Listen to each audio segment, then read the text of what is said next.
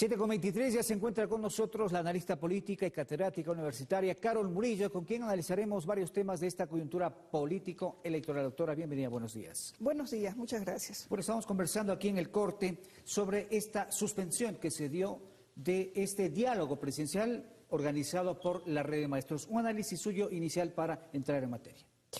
Bueno, yo no le he puesto énfasis a la forma de hacer un debate en el Ecuador o un diálogo, por la sencilla razón de que estos debates, no solo en el Ecuador, sino en varias partes del mundo, se convierten en unos escenarios para herir al otro candidato, para hacerle caer en sus defectos, en sus debilidades. Recordarás, Rommel, hace muchos años en el Ecuador, el famoso debate entre Febres Cordero y Rodrigo Borja. Lo que quedó al final del debate no fueron las propuestas que hizo León Febres Cordero, ni las que hizo Rodrigo Borja, que en ese momento eran completamente opuestas. Él representaba una economía social de mercado, como le llamaba Febres Cordero, y Borja proponía un socialismo en libertad. Nada de eso quedó en el debate. Lo que quedó del debate fue cuando el señor Febres Cordero le dijo a Borja: señor, míreme a los ojos.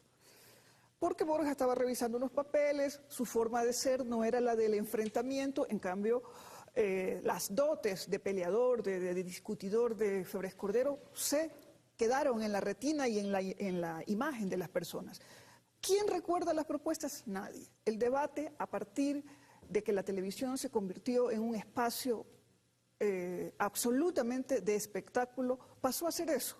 Y además en la actualidad, Rommel, usted o mucha gente sabe que la televisión ha mediatizado, o los medios de comunicación han mediatizado de tal manera la política que no se habla de política, sino que se habla de mentiras, de infamias, de propuestas falsas, etc. Pero quizá el problema de lo que hemos conversado hace pocos instantes con Wilmer Santa Cruz era esta condición, o estas condiciones que se establecieron previas para este diálogo. Por ejemplo, que los candidatos presenten esa declaración juramentada, sus bienes, sus negocios, sus firmas, en fin, y también si tuvieran o no algún tipo de beneficio con respecto a lo que fue en su momento el feriado bancario, su relación con Odebrecht o Petroecuador, actos de corrupción. Parece que ahí sube el por supuesto. En un artículo reciente yo decía que la condición que ponen organizadores de un debate, sean los unos o sean los otros, digamos, sea la Cámara de Comercio de Guayaquil, o sean los maestros, o sean los medios de comunicación, como pasó en la primera vuelta cuando estuvieron todos los candidatos,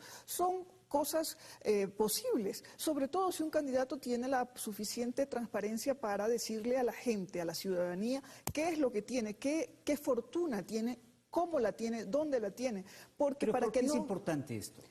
¿Por qué es importante? Primero porque el señor Lasso es el candidato de un sector económico del país, la banca y los sectores oligárquicos de Guayaquil y otros sectores de la sierra, que representa intereses económicos que chocan con lo que tiene que ser un gobernante que va a administrar el Estado. Entonces, una fortuna del tamaño que se supone es la del señor Lasso, yo no puedo decir cuál es la fortuna, pero se sabe que es muy grande, entra en contradicción con lo que significa gobernar un país, con lo que significa administrar el Estado. ¿Cómo sabemos si ese candidato se enriqueció o no? Si no sabemos con cuánto empezó. Yo le decía a usted antes de empezar el programa, todo funcionario público, yo he sido funcionaria pública durante mucho tiempo, cuando uno empieza una función, lo primero que le pide la institución y las leyes del país es que uno haga una declaración juramentada. Es decir, ¿qué bienes tengo yo al iniciar una actividad dentro del sector público? Se llama principio de gestión y fin de gestión. En esa declaración juramentada, yo y cualquier funcionario detalla con número de cuenta, con número de banco, con tarjeta de crédito, lo que tengo. Si tengo departamento, si tengo terreno, si tengo... ¿Sale?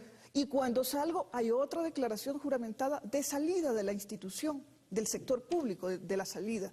Entonces, la una y la otra tienen que ver porque el Estado necesita que sus funcionarios no se enriquezcan durante la gestión, lo cual a mí me parece absolutamente lógico y además necesario para que ese funcionario no sea acusado o ese funcionario sea señalado de que durante su gestión hizo alguna cosa chueca.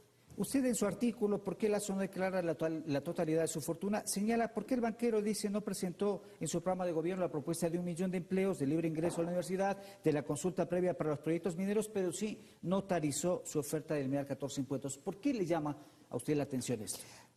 Por la misma razón que le digo, una cosa es hacer una declaración juramentada que tiene un peso legal, en el cual yo transparento no solamente mis bienes, sino mi vida, porque en las cosas que yo he ido poseyendo durante un tiempo, eso da cuenta de cómo me he movido económica, social, etcétera. En cambio, notarizar los impuestos daba la impresión de que el señor Lasso quería refrendarle a la ciudadanía el hecho de que los impuestos que iba a quitar beneficiaban a la gente.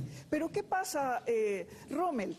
Una persona o un candidato como Guillermo Lasso que quiere disminuir los impuestos, incluso se va contra el Estado liberal, que maneja más o menos su filosofía económica en que las personas, los ciudadanos, tengan una responsabilidad con la administración del Estado, que es pagar impuestos para vivir en una sociedad más o menos normatizada, ordenada, disciplinada, y que todos, de acuerdo a nuestros ingresos, paguemos impuestos, y que esos impuestos sean utilizados por el administrador, por el presidente, por los funcionarios públicos de la manera más adecuada para todos.